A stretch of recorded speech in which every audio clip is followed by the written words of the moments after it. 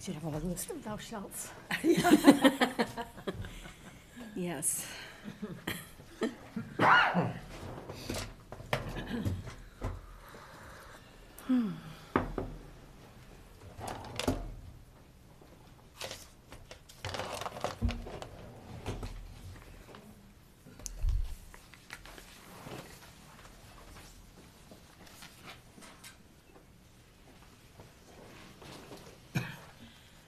Morning, Carla.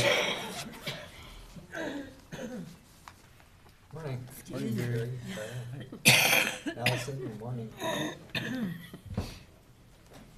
We should do the wave. Morning, Sarah. Morning, Myron. Morning, Lori. Yes, we had to look, Lori. Nice to see you. Oh, tell me when to start this again. Coffee, like the break. allergy stuff. Dislike this time of year. I just have raccoon. I have bigger paper if you need bigger notes. Thank you. I might just, some care paper. You ended up with the lion's share of the reporting. That's okay. This is duplicated by Allison. All I'm gonna talk about is that community grants. Right.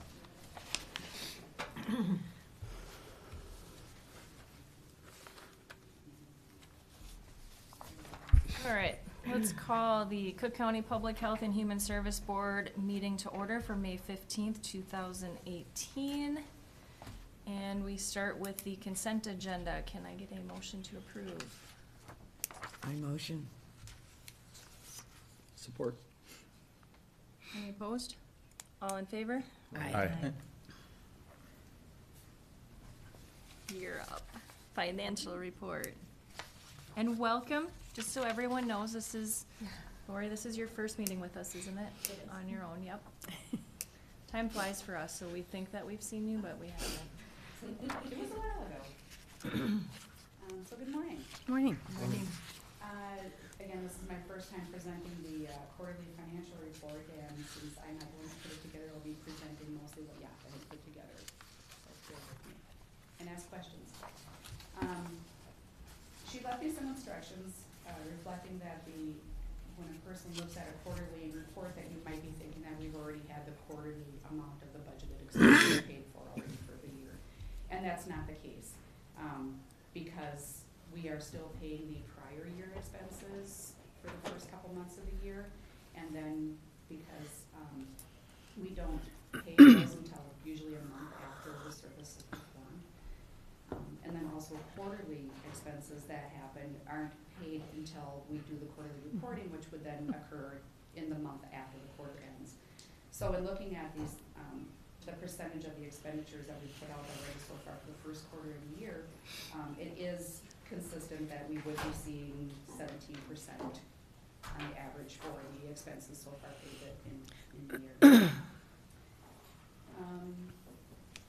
The exception to this is the income maintenance area.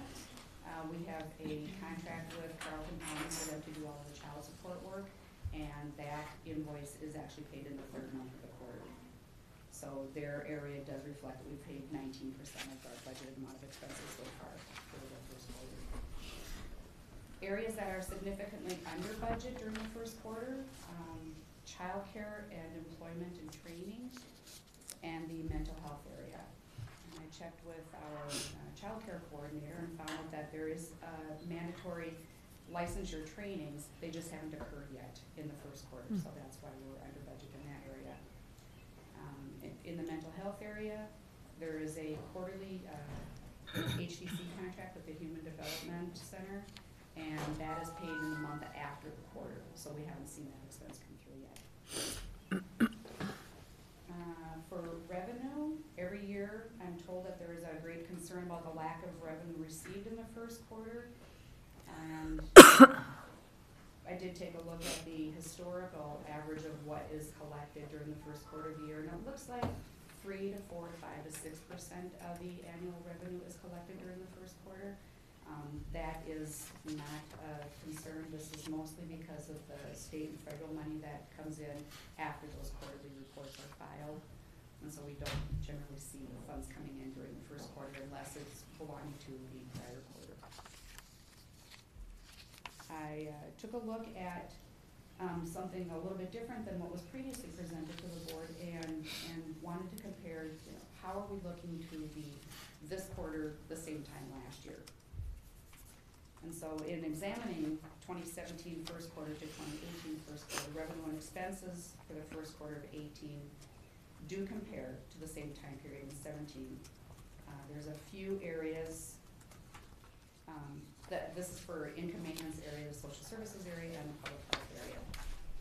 Administrative area does reflect an increase in the expenses over the same time period last year. The significant areas of this increase were in salaries and in the IS department allocation. This is most likely due to the additional staff position that was created late in 2017. So this position didn't exist in the first quarter of 2017, so that's why this is shown to be more in 2018. And that's it, short and sweet. Any questions? Any questions? Go ahead. Madam Chair, I didn't have a question, but I just wanted to compliment you on your report. Short and sweet is good and understandable language. And I like the comparison of the first quarter to the first quarter, so you've got apples to look at. It's hard to look at it any other way because it doesn't have any context, so I appreciate that. Thank you. So, welcome to the position. I know you've been with us. You passed your 6 months right before you took it, so thank you. And you did very well on your first one, so thank you so much. All right, moving on to Disability Service Innovation Grant Staff Report. Sure there's an acronym for that.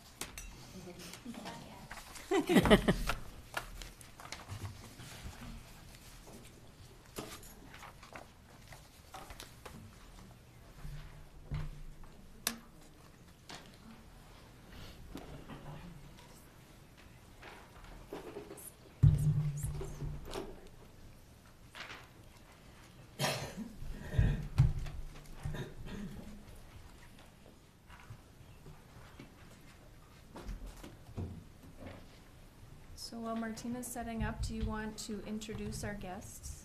Yeah, so we have with us today Melissa Oberg, and she's a special education teacher from ISD 166, and Kyle Nelson. He is a student at 166, and Julie Kenny is also here today to fill in. Backseat, well, not necessarily, I'll chime in. Kyle's the star today.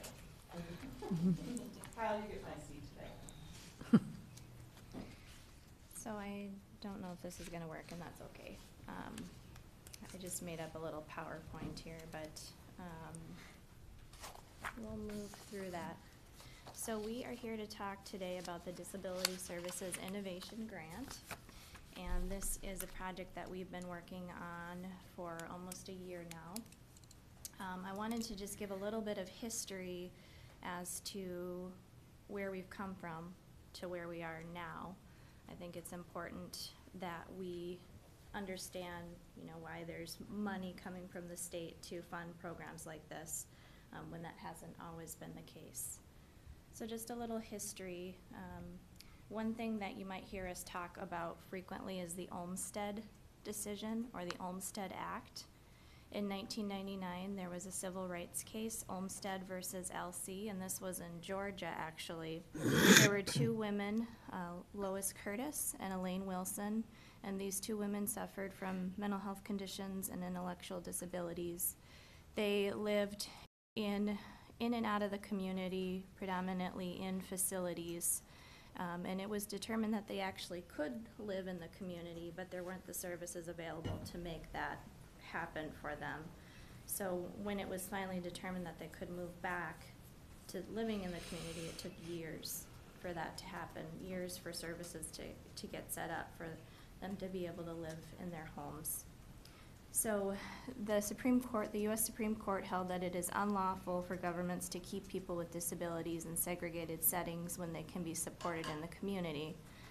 What this means is that states must offer services in the most integrated setting, including providing community-based services when possible. The court also emphasized it is important for governments to develop and implement a plan to increase integration, and this plan is referred to as an Olmsted Plan. In Minnesota, in 2009, there was a federal class action lawsuit called the Jensen Settlement. And this was filed on behalf of individuals who had been secluded or restrained at the Minnesota Extended Treatment Options Program, or METO. The resulting settlement agreement required policy changes to significantly improve the care and treatment of individuals with developmental and other disabilities. And one provision of the Jensen Settlement Agreement is that Minnesota will develop and implement an Olmsted Plan. So Minnesota now has an Olmsted Plan. Minnesota was required to develop the plan, like I said, as part of the Jensen Settlement Agreement. And the goal of the plan is to make Minnesota a place where people with disabilities are living, learning, working, and enjoying life in the most integrated setting. And so some of the primary buzzwords that you'll hear from this Olmsted Plan, really wanting to ensure that Minnesotans have choice, that they have a right to service, and that our planning is person-centered, so that we are helping individuals do what they want to do, helping them to meet their dreams and goals. Another piece of legislation that is sort of affecting us now is the Workforce Innovation and Opportunity Act, a federal act that seeks to help people succeed in competitive integrated employment. And it limits the use of sub-minimum wages. So in the past, persons with disabilities have often been forced to work for wages that are less than minimum. So they might work in what's called a DT&H, day treatment and habilitation location, where they're working on a factory line, essentially doing one component of making a product and being paid very minimally. And what this Workforce Innovation and Opportunity Act is saying is that all people deserve to at least earn minimum wage, and there's measures in place to help persons with disabilities obtain jobs that are minimum wage. And it holds county agency social workers responsible for beginning to explore competitive integrated employment plans with parents and their children, and encouraging families to expect their child to work in competitive integrated jobs. Another measure from DHS, so oftentimes we, as counties or lead agencies, are given these expectations, and there's not a lot of support or money given to us to meet these expectations. And in July 2016, we were informed that we would need to assist at least 2 persons with disabilities to gain competitive employment within a year of the project's implementation, which was July 2016, and 15 persons with disabilities within 5 years of the project's implementation. And it's a wonderful initiative, but we, up until now, haven't had many services in place to help persons with disabilities, developmental disabilities, intellectual disabilities, obtain employment in the community. So one of the things when I became a supervisor, I talked a lot with Julie. She's our DD Caddy waiver case manager, and she's essentially an agency of one.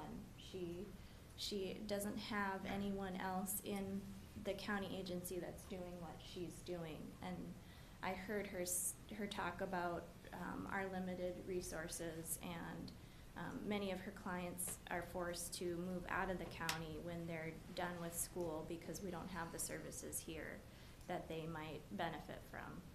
And so I heard her saying that, and I thought, how can I help as a supervisor to bring services or support the bringing of services to Cook County? Because some of the gaps that we've talked about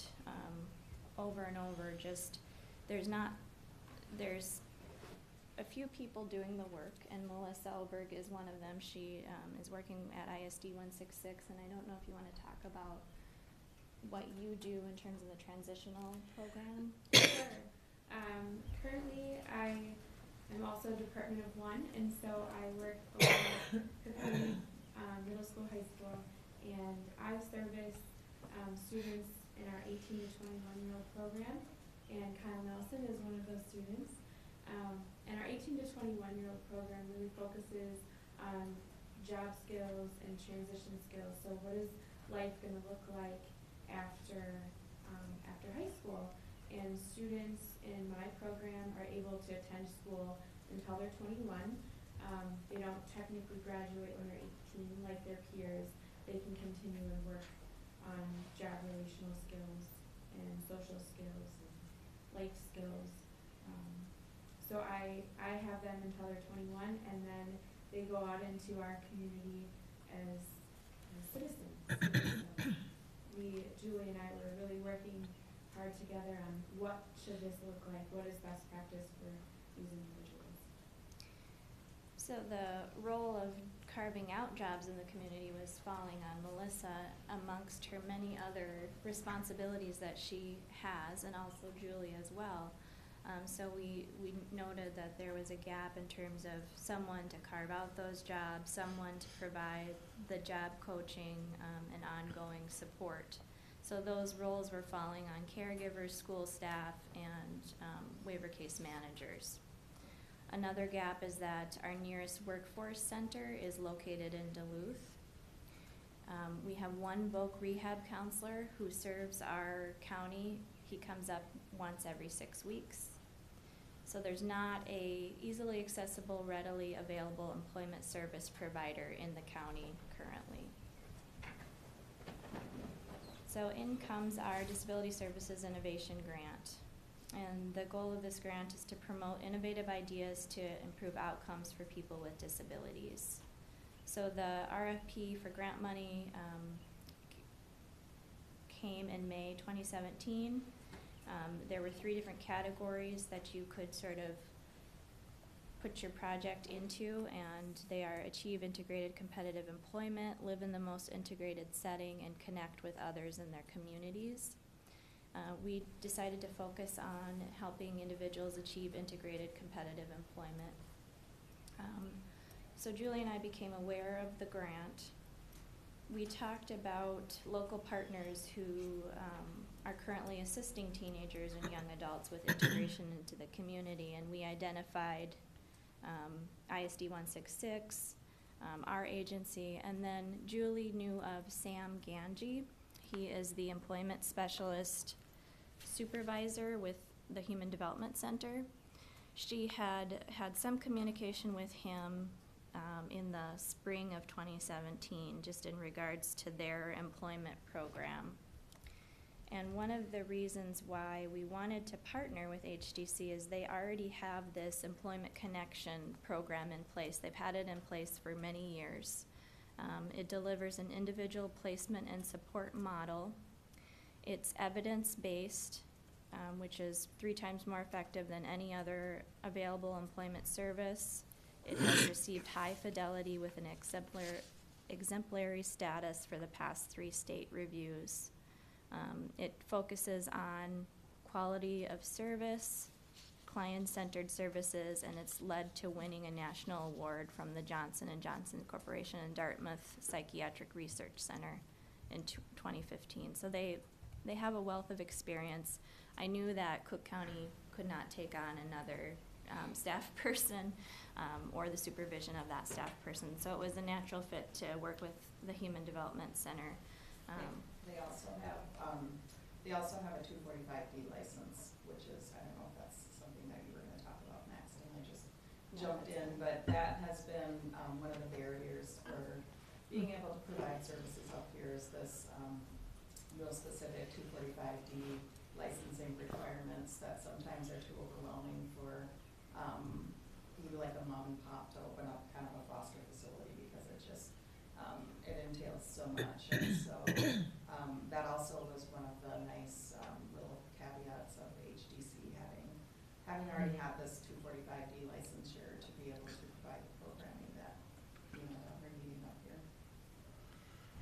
So we brought together the partners and we determined what our project objective would be, and I submitted our grant, June 2017, our application. Our objective is to improve employment services, reduce barriers for people with disabilities, and to increase collaboration and coordination amongst identified agencies. The goal would be to use the grant monies to fund a part-time employment specialist to be hired by the Human Development Center. And that employment specialist job will be to carve out jobs within the county, work directly with program participants to complete individualized work-related assessments, match participants with jobs that match their skill sets and bring satisfaction, provide initial and ongoing on-the-job training and support, assist participants with utilizing GoTalkNow or similar tablet-based applications to learn job-related skills, assist participants with regularly updating their tablets as application updates are made available, because this is a tool that Melissa uses frequently with individuals in her program. And then co-facilitate a monthly support group for program participants and their caregivers. So those were our responsibilities of this employment specialist. Our outcomes, one, to provide each program participant with an individualized, person-centered, work-related assessment with a goal of engaging a minimum of 5 program participants during the first year of implementation. 2, to assist a minimum of 5 program participants during the first year of implementation with obtaining transferable job-related skills, utilizing assistive technology. 3, to establish and facilitate a monthly support group in Cook County for program participants and their family caregivers in order to enhance the knowledge of families and caregivers through trainings, mentoring, and collaboration with other community partners. We have a goal of including at least 20 individuals in that monthly support group.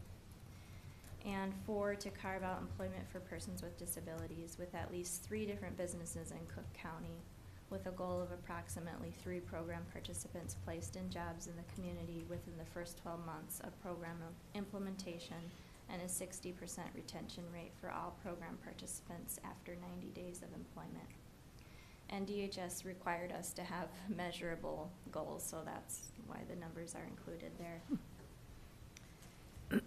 So where we're at now, we've come a long way. We've been waiting a long time. Our grant contract is currently pending with the Department of Human Services, awaiting their final signature.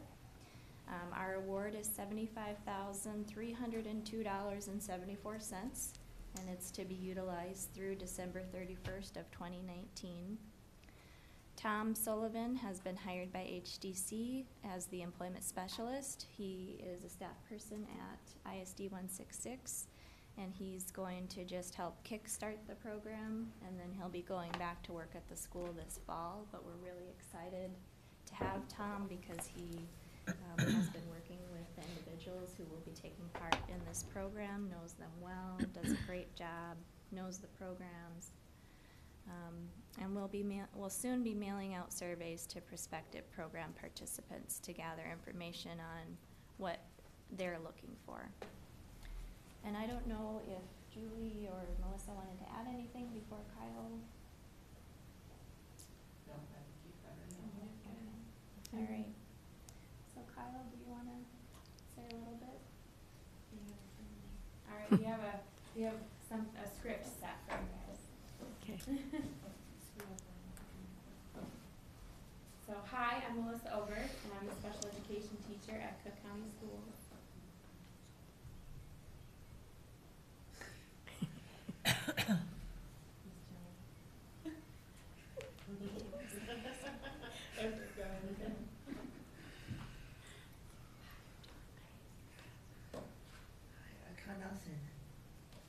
Kyle's taking part in a program created by the Grant Opportunity Martinez presented. Kyle, are you excited about working? Yes, I love working so much. Currently, Kyle participates in a job program at school where he can practice his job skills. Kyle, what jobs do you do right now? He collects the mail. teachers. Grocery shopping with mom. Go grocery shopping with mom. I work at Water State, Cleve, Meadows, Erie, Laundry. Good. And he works at the YMCA. Awesome. Currently, Kyle does his work for free, or for a bag of Cheetos or a cup of apple juice now and then. This program will allow Kyle to feel like a bigger part of his community, giving back and even earning a little bit of money through his work here in Cook County. It will also provide him the opportunity to continue living and working in the community with his parents without having to go to a bigger city for services. I'm excited to work. He's very excited to work. And I'm excited to see the opportunities for Kyle and all of my students. I'm happy for my students' families as well. A lot of times this can be a big burden on families, and I'm excited to relieve that for them. From the bottom of my heart, I want to thank everyone for their willingness to include and embrace uniqueness. I had to be here. Thank you for having me. Thank you for having us.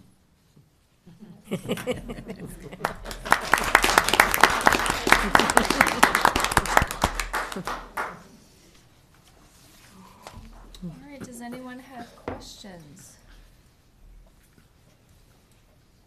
Ginny? Well, thank you for the great presentation. I guess I never really have had a handle on the disabilities in our community, and I think it's wonderful that you have pursued getting this grant. $75,000 is a lot of money in a short period of time. Do you have to spend it in this period of time? Yes, we You have do. to utilize it by December 31st of 2019. Okay. So this is a great opportunity right now because all the businesses are gearing up for business for the summer into the fall and winter. So I imagine the opportunities will be good for you out there. And do you have any numbers as to the disability numbers you're dealing with, high school or within the county itself? We have numbers in regards to our anticipated program participants, and we have identified at least 8 individuals who we think we could get started with this program initially. Okay. I'm not sure that we're prepared to speak about any other numbers Mhm. at this time. And the part-time person, are you going to be advertising soon? We had been advertising for many months, Oh. and it was advertised through HDC on their website, and then I think they had put the ad out on Boreal. Sam had a few interested individuals, and those didn't pan out. So Tom Sullivan has been hired in this position, and we will be posting that again, it sounds like, at some point this summer to prepare for him going back to school. Okay, thank you. Lauren? Just to also address the numbers, that was, I think, one of our struggles when we had this phone conversation with DHS was, because initially it was, 5 people. They're like, you want how much money for 5 people? So I think they struggled a little bit to kind of wrap their head around the low numbers up here until we talked about the fact that a lot of my adults on my caseload are living in different counties because we haven't had these services previously. So initially, I think our numbers are low right now, but as, we have the students that are aging out of Melissa's program and transitioning into the community, those numbers are gonna get bigger as we move down the line a little bit, so. Aaron? Well, I would just like to commend all of you for getting something like this going, and it's very important, I think, to the community and all of us to have inclusive opportunities for our people, and especially impressed with your efforts with the Unified Group and making that something that's very honorable and worthy, and taking pride in helping each other. And Kyle, I know you see me around all the time at the Y and have for about 4 or 5 years, and I think so. It's really neat to see Kyle helping out at the Y, and I know at the school, and see him at the post office, and so thank you, Kyle. Well, I know my sister's disabled and I'd love to bring her to Cook County, but there's so many things, so many opportunities, so it's nice when we can start being more like the Metro when it comes to offering opportunities. She has a caseworker, a social worker, she's in a group therapy with other disabled people who are integrating into the workforce so that they can work with each other, and then she has a work caseworker on top of all of that. So just the resources, and like you say, trying to explain to the Metro that we only have so many people here, but you still have to do all of the work that they do elsewhere. And so I'm glad that you are able to explain to the state that we have the same needs as everywhere else. And then I have a daughter in high school that, Melissa, you know, and usually teenagers complain, but she always has positive things to say about you and Kyle. So it's nice when she comes home to share good things and say how great of a day she had with Miss Oberg and how she went out with mail collecting or whatever you guys are doing together. So that's good for me at the dinner table. I don't have to hear about how horrible school is. I get to hear about how great it is. So you're doing a wonderful job. Anyone else? Well, I'm just seconding all the wonderful things people have said, and it's also exciting to see trailblazers.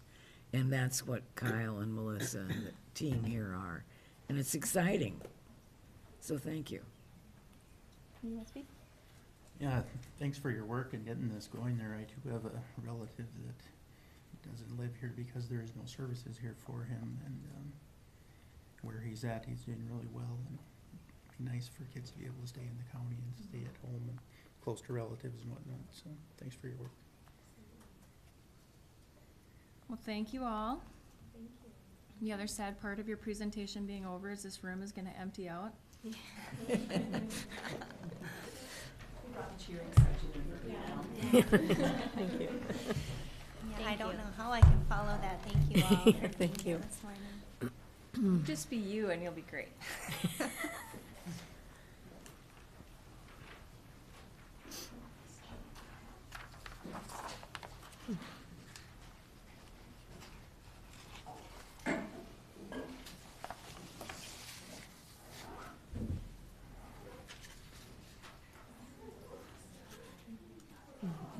All right, Allison. Okay, so I'll start as always with some staff updates this morning.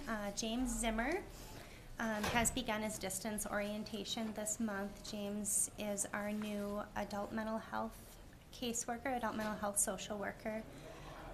He will be in Cook County in June and beginning in his position on site in the office on June 11th. So we're really excited to have James join us very soon. He's been getting our emails, so he's getting a sense of kind of the culture here in Public Health and Human Services, and it's fun to see. He sent a response earlier in the week, so it's nice to have, you know, some semblance of he's really coming. It's real. Our fiscal officer position was reposted. The position just closed last Friday, and we're currently waiting on results from the Minnesota Merit System. So hopefully that we have, hopeful that we have some people to interview for that position. Our adult services social worker position is open until filled. Again, that's Beth Ferrone's position. She's retiring at the end of September. The only other vacancy in our agency, as you all know, is the public health nurse position. We have not been actively recruiting for that position for at least since I've been in this position. Joni and I, as I've shared with this group, have been doing some strategic planning over the last 6+ months, knowing that there is an additional need for staffing to meet the service needs in public health. Again, we've had a vacancy since early 2017 in that department, and Joni has taken on a lot of extra work to meet the needs, particularly in the family home visiting area, which is outside of the duties that she was performing previously. Planning had been underway for this position before I even started, but when I came on, I was tasked with looking at potential solutions, and Joni and I have been working quite closely, as I said, over the last 6 to 7 months in doing some strategic planning work. Options that we're considering are obviously filling that position with a registered nurse or another public health staff person. And we're also exploring expanding our contracted services for public health services, like with the Sawtooth Mountain Clinic. The Sawtooth Mountain Clinic is currently providing a number of services for us through contract agreements, including WIC, the Women's Infant and Children Program, Child and Teen Checkup, a number of outreach services. You might remember earlier this year, Hartley and Rita were here to provide a presentation on some of those services. So we are currently in the early phases of exploring what it might look like if the Sawtooth Mountain Clinic were to take over some of the services that we provide with children's and families, specifically the Universal Family Home Visiting Program and the Follow Along Program. Some of the motivations for that are just really cohesion with the primary care services they're currently providing, perinatal services to pregnant women and new moms. Again, the services that they provide through WIC, which is for new moms, for families with children under 5, and Child and Teen Checkup, which is for children who are on medical assistance. Again, strengths there are the services that they already provide, and that they have more nursing capacity. For us to fully implement the Family Connects program, which we've presented on here before, we're required to have 2 registered nurse staff. And that's just a part of that program fidelity, that evidence-based programming. So this is where we're starting, and we've been very clear with the clinic internally, and I feel like with you all as well that we're still very committed to providing this service. There's a lot of support, historically board support, community support for this program. We recognize that it's a really essential early intervention in keeping families healthy and connecting them with important services. So again, we do intend to continue to provide this service, whether or not the clinic is interested in taking it on. But we're just having those early conversations, providing some budget information for them to explore the feasibility of this. So I will continue to keep you all in the loop as those conversations continue. One of the other areas that we identified as a need within public health when we were doing our planning is really strengthening our emergency response team within the unit. Public Health and Human Services has a responsibility to respond in the event of an emergency, specifically in setting up a shelter if people are displaced for their homes. For example, you might remember during the Ham Lake fire, our agency helped set up with a shelter, checking people in. And we also have a role in dispensing medications if it's a public health outbreak. So Joni led the Public Health and Human Services management team in an emergency preparedness exercise on May 3rd. The exercise that we went through was a hepatitis A outbreak, and we went just through the process of assigning roles and putting up the charts and just talking through the roles that each of us might have during an emergency. So it's a great exercise for us, a lot of new leadership who hadn't had a formal exercise before. And then we found a lot of areas where we can be doing more to prepare. We are, it's timely for us. The fire danger right now is very high in the community, so it was nice to have that reminder. We've had staff signing up just to indicate their availability if there were a need to respond in an emergency situation, so that those of us who would be responding could see how many staff might be available. We are still in the midst of our community health assessment. We have a follow-up meeting scheduled on June 8th. Staff from the Department of Health and Louise from the Community Health Board will be on hand, or they've been invited, and we hope that they can attend to provide some additional support for that team, again, which consists primarily of our Public Health and Human Services Advisory Committee and some additional community partners and stakeholders as we move forward in prioritizing those target areas for our community health improvement plan. I have a few legislative updates to share. It is the last week of the session. There's a lot going on and it's happening very quickly. So there's really no sense in preparing for this because things unfold so fast. Some of the big items that I've become aware of just this week, the Senate just passed an opioid stewardship bill. This establishes fees for opioid manufacturers and wholesale distributors. This legislation will create an estimated $20 million in funds, which will be used to, in part, establish an opioid stewardship advisory council. Half of the money in this account will be dedicated to social services agencies to provide child protection services to families affected by addiction. And then the additional half, the advisory group would be tasked with determining how to distribute the additional $10 million in funding.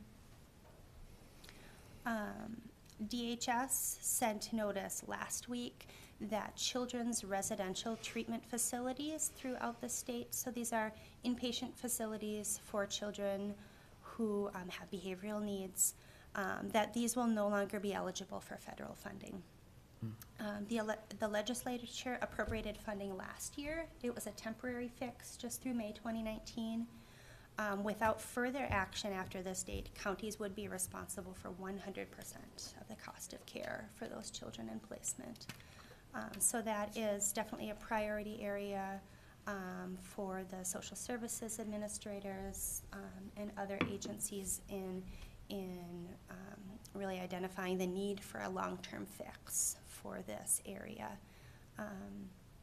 That will have a significant impact on counties if we don't find a fix to fund those, a long-term solution for funding those facilities. The state released a fiscal impact note just last week for the proposed legislation that would require medical assistance enrollees to participate in employment and training activities or register to work. This is similar to what is currently required of families that are participating in cash assistance programs through our agency, like the Minnesota Family Investment Program, MFIP, and certain food assistance enrollees, some adults without children, to receive SNAP. They have to participate in employment and training activities as well. The Minnesota Management and Budget Estimate is the local impact for this proposed legislation would be $120 million for county agencies for the initial year to implement these requirements. So that would, this estimate includes the case management, determining exemption status for enrollees if they are exempt from those work requirements, as well as providing the employment and training services. Currently in Cook County, we work with AEOA to provide most of our employment and training services. So it remains to be seen if that would be something that we would continue to contract out if this legislation would be passed, or if that's something that we would take on internally. But again, it would be a county cost. Governor Dayton, again, has indicated that he would veto this bill. And I've checked with my contact at the state to get a sense of what he thinks about where this is going, and his sense is that there's no guarantees, obviously, unlikely though that it would pass because there aren't any state funds appropriated in the budget bill to implement that on the state side. And then I am ending with some good news that the Senate bonding bill contains $80 million in capital investments. So this was Senjum's bill for crisis care facilities for people with behavioral health needs, as well as supportive housing, permanent supportive housing in the community. So a total of $80 million is appropriated for that. Awesome. The last thing I just want to mention is that we're continuing to recognize Mental Health Awareness Month in May in Cook County and across the nation. 1 in 4 people have some type of mental illness in their lifetime, and many people do not get the help that they need. So if you have a chance, visit the display that was put together here in the lobby of the courthouse, upstairs in Public Health and Human Services, at the clinic. Really creative work went into making those displays. If you have a chance, just take a look. We have marketing materials around the community. Commissioner Dukirk posted our posters last month. And we have some bubbles here, if anyone. More bubbles? More bubbles. So again, look around the community. We have lots of information out there. Visit our Facebook page. We're sharing updates around mental health awareness, connecting people with resources, and so many efforts underway to really break the stigma around mental health. And that's all I have. Any today. questions Any for Allison? questions? Jan? Thank you, Madam Chair. So it was really interesting, Allison, when you talked about that 1 in 4 people will have some kind of mental illness in their life. And I immediately thought, wow, that's a lot. But really, if you think about mental illness, physical illness, we don't have, most of us will probably get the flu. Most of us will probably get some kind of physical illness in our life. We don't think those statistics are weird. So again, it speaks to that stigma, but of mental illness has a more profound separatist kind of stigma. And so I'm just curious, I'm sure there's specific standards or specific things that fall into that, what qualifies for mental illness. And of course, you don't necessarily know what they are, but it's just interesting, the statistic of 1 in 4 and what that means. So is it a certain standard of depression? Is it a certain standard of, and actually it's not so much a question to answer, but it's part of the conversation to take that let's talk, to create that let's talk piece, that we need more understanding and acceptance that mental health is what we want, but mental illness is part of just what happens in life. So it's not that you've, anyway, I'm done.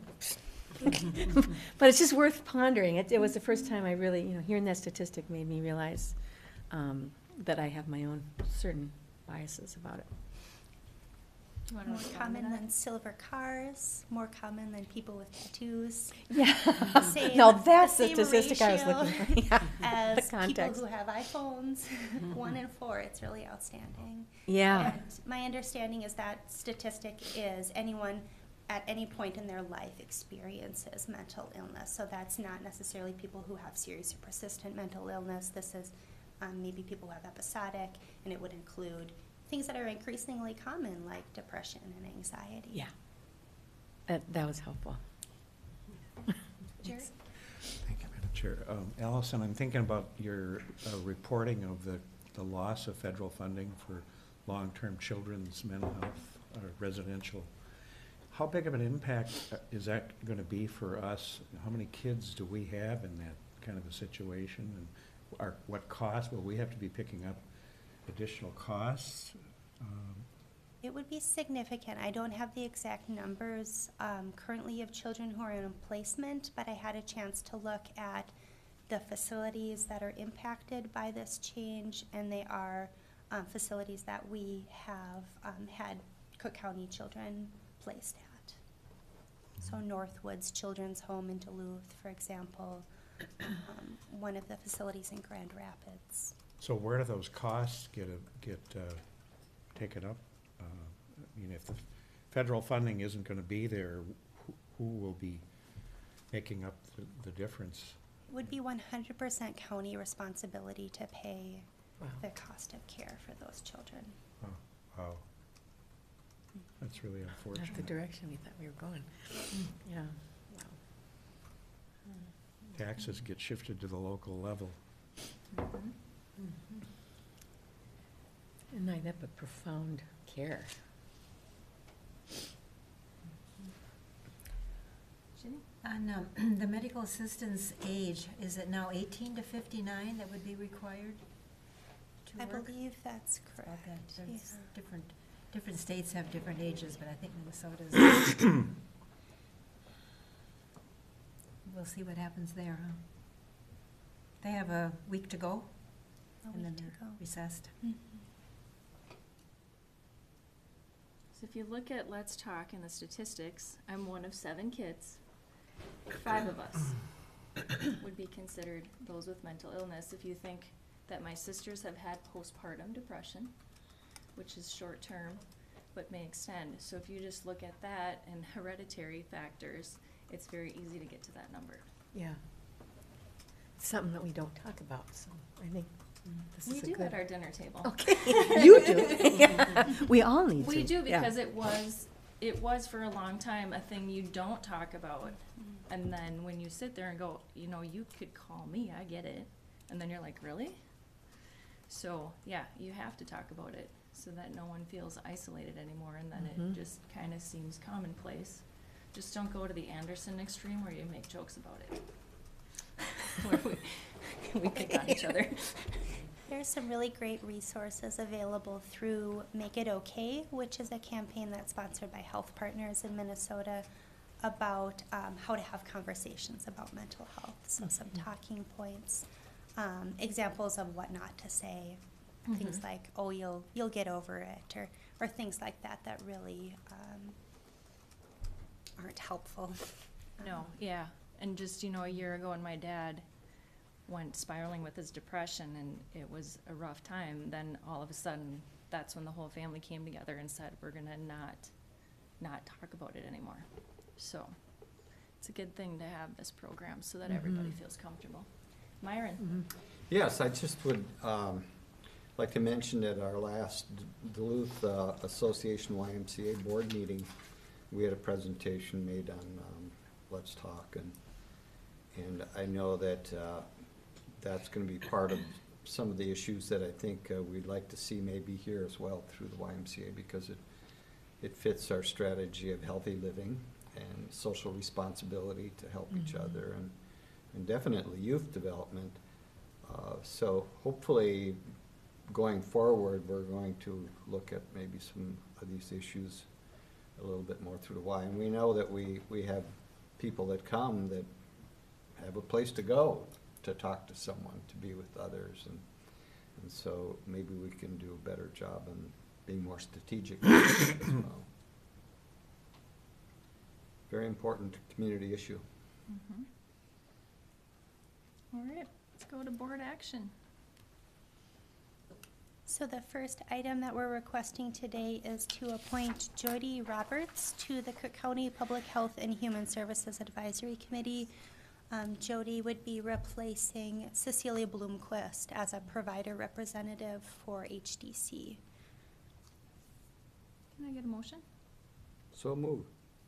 I would second. Any discussion? Any opposed? All in favor? Aye.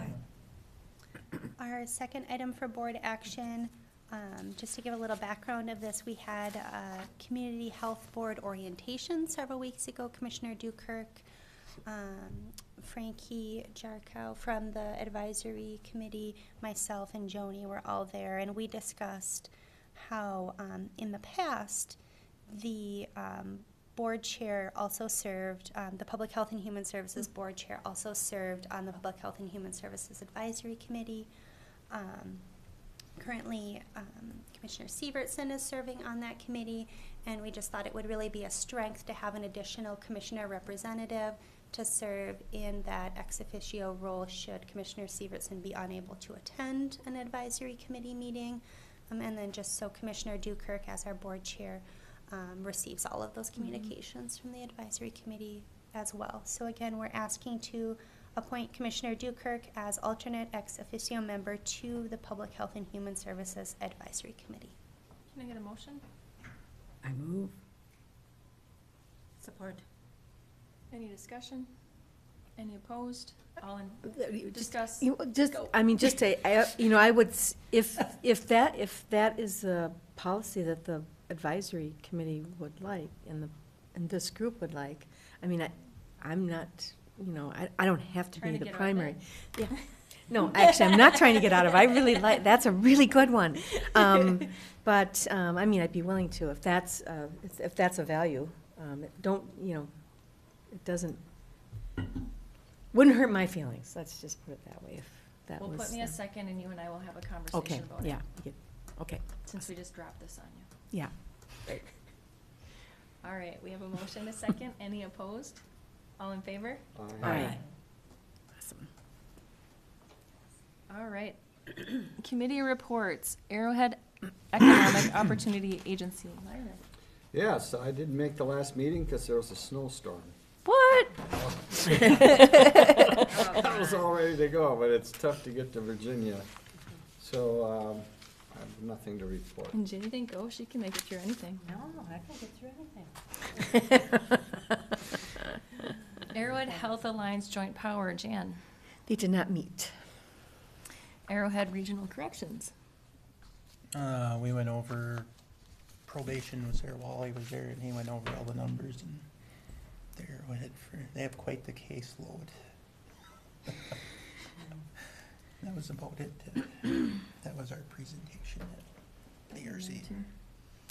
Community Health Board, as Allison mentioned, Frankie and I did our training, which was really great to get that done. So I will hopefully be able to completely understand what's going on as it's going on, because there is a lot of information that goes into that meeting.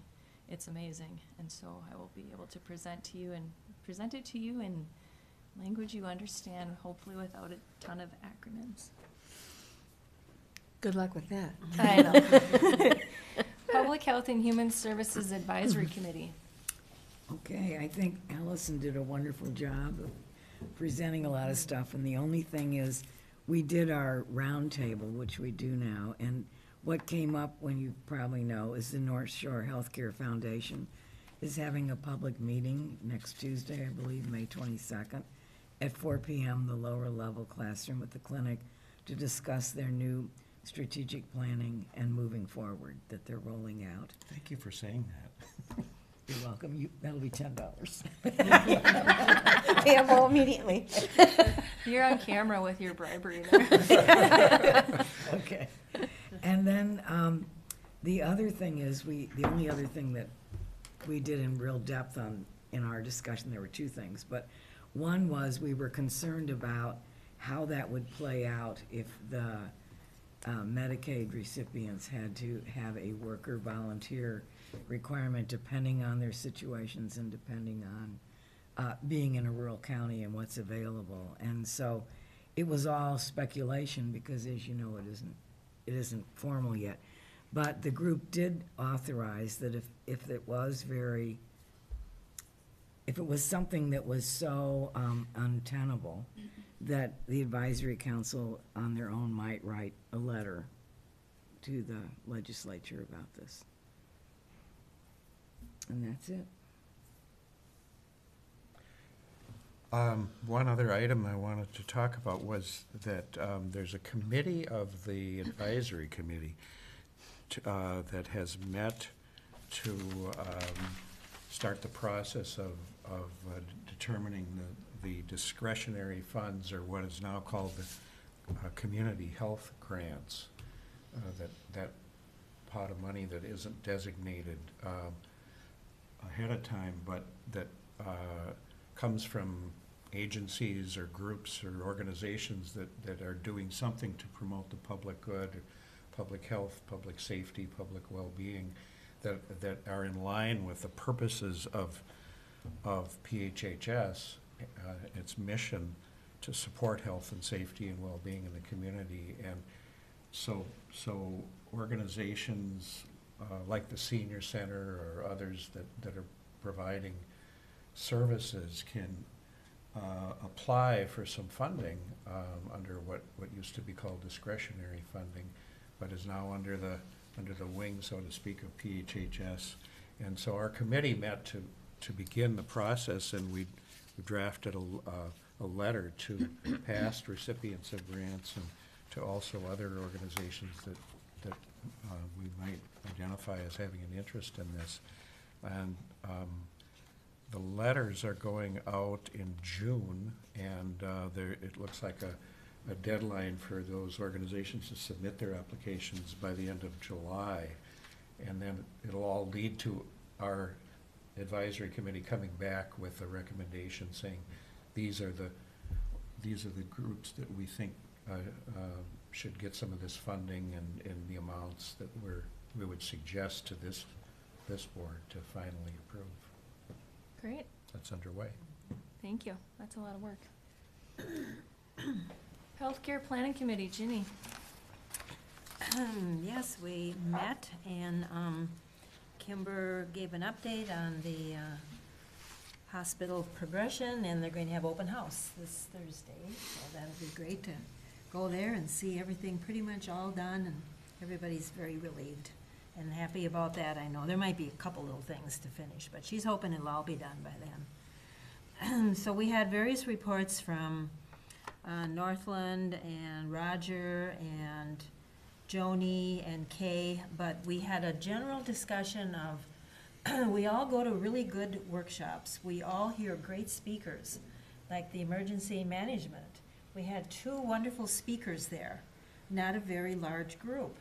And so we were all saying, wouldn't it be great if we could do something about having those recorded and then maybe available on Boreal, or maybe available at the library, or available online here with the county. But we really felt that we've heard so many good topics, and really want to share it with the community. So I'm just going to throw that out there for possible considering of the things that we attend and other community events, because we have the technology to do all that.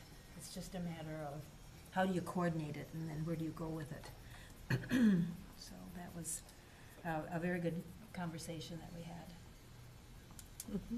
Thank you. North Shore Collaborative, Jan. Hasn't met. Okay.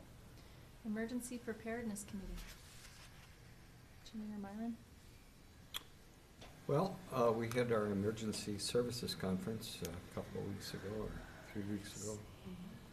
And at least for myself, it was very worthwhile. I attended a couple training sessions, one on psychological first aid and then incident command, introductory kind of thing for going through the process of what it involves and so forth. And I really would like to commend our emergency services people. And was able to talk to some of them involved in the fire departments and rescue services, and I know that it's good to know that we have someone in place that's very competent in Valerie, and along with Pat, they really worked well together on that conference, and it's very worthwhile.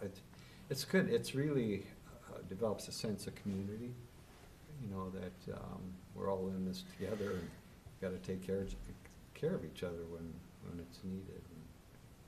So kudos to those people that put that on, and it's quite a rich tradition that I know Jim started many years ago, and someone before that. So great weekend, well worth it. Yep. Let's not forget Nancy. For their first emergency, she created that emergency position, so. She long got history. an award. She did, yes. It was neat. Carla, did you have something? Well, now I'm blanking on her name. I can't believe this. The original, this is terrible. Never mind. Anyway, the first public health nurse here started it in terms of public health nursing, and You mean crazy. Joni's not the first public health nurse here? no, Rosemary? Rosemary, and I Okay, know her, okay. Rosemary Lamson. Yeah. Yeah, and I heard that on the radio that day. And I happened to be on the way to Duluth, and she's living now somewhere else, and I stopped to visit her and said, guess who I heard his name on the radio, and she was all excited.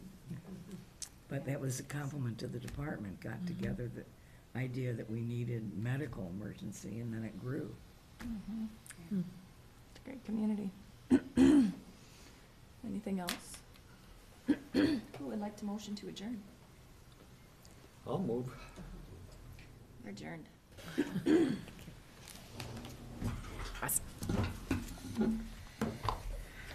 There are some treats over there, truffles.